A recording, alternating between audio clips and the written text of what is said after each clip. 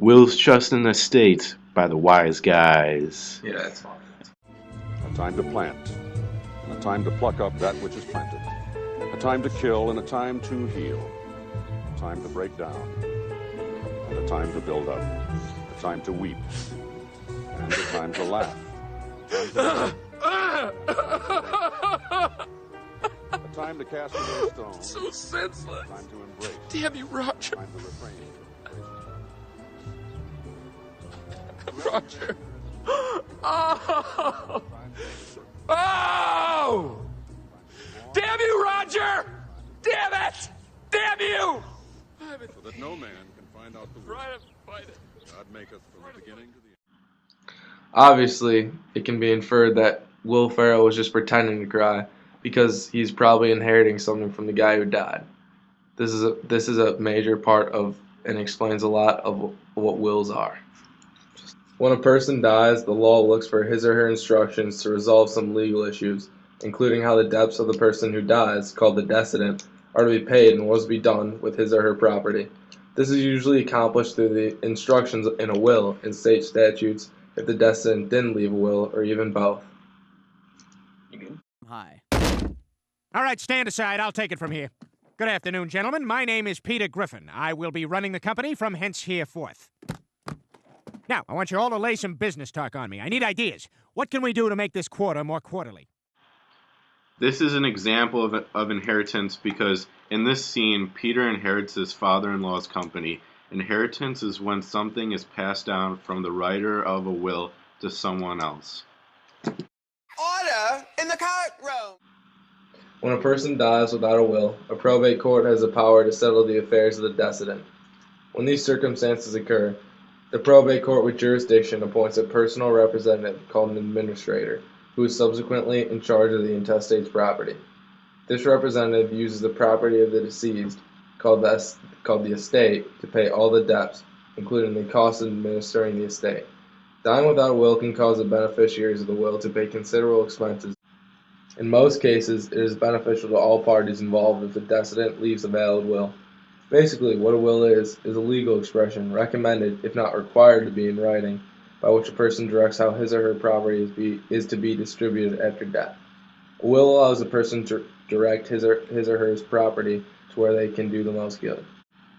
In almost every state, there are certain requirements a will has to meet to be considered valid. The requirements are the following.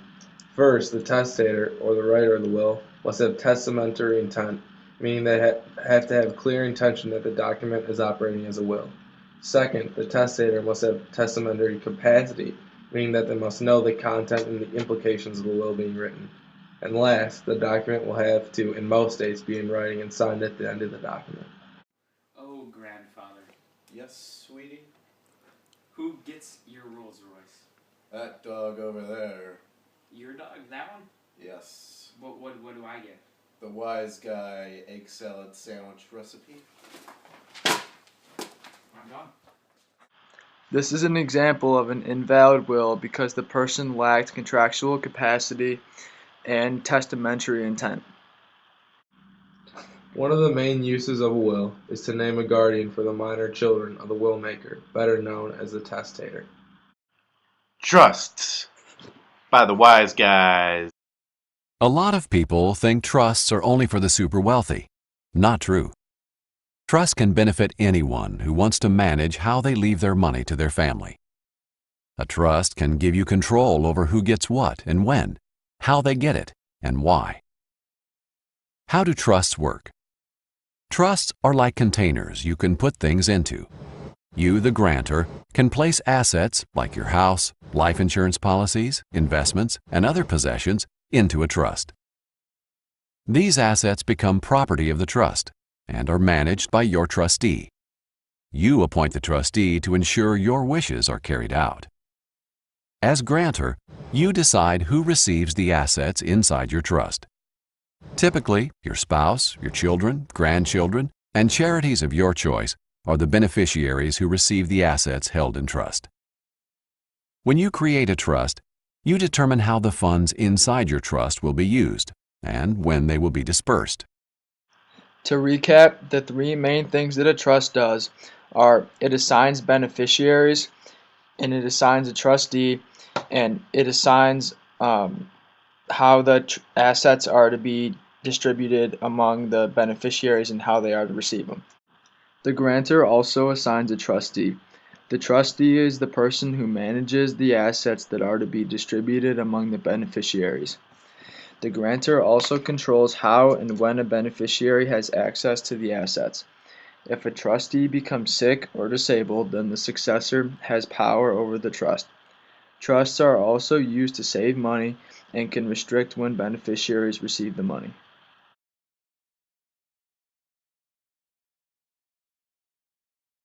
So I'm back, and I'm no longer upset with you and your dog. What do you need me to do for you? Well, Joseph, I'm gonna name you my trustee. Hey, capiche? Capiche. What do you need me to look over for you until I need to hand it down to the people that you specify? Well, sweetie pie, I'm gonna give Timmy my investments, Tyrone my mansion, and the dog my Rolls Royce. Alright, sounds good. Anything else? No, hey. So how's your day been? Same old, but I feel a little... Sir. Looks like I'm getting the car now, boys. Ah! That's a nice house you got there, WiseGuy. Hey! Living trusts and wills are both important parts of estate planning. Estate planning is the process of disposing of your assets to the people you want them to go to and how you want it to be done. Estate planning has qualities of both living trusts and wills. Estate plans, wills, and trusts together create a well-balanced plan that can be utilized to do many different things.